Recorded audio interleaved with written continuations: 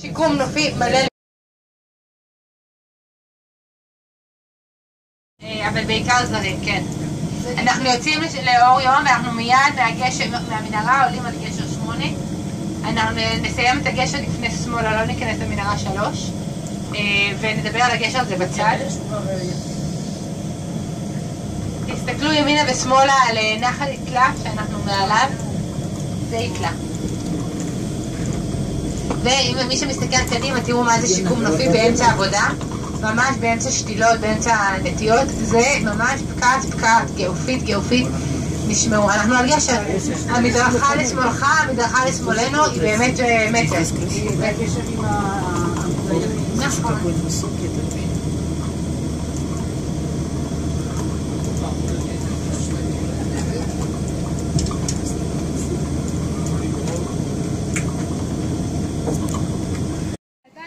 ההצעה של הקבלן של שפיר, ובאמת אתם יודעים מה? יש לי הצעת פשרה. מבנה גשר על עמוד מרכזי כמטר אחד. 160 מטר עמוד מרכזי כמטר אחד. איך בונים מרכזי אחד? אתה מתחיל מהאמצע. אתה נוטע את המקצוע ואת הרגל עמוק בתוך הקרקע.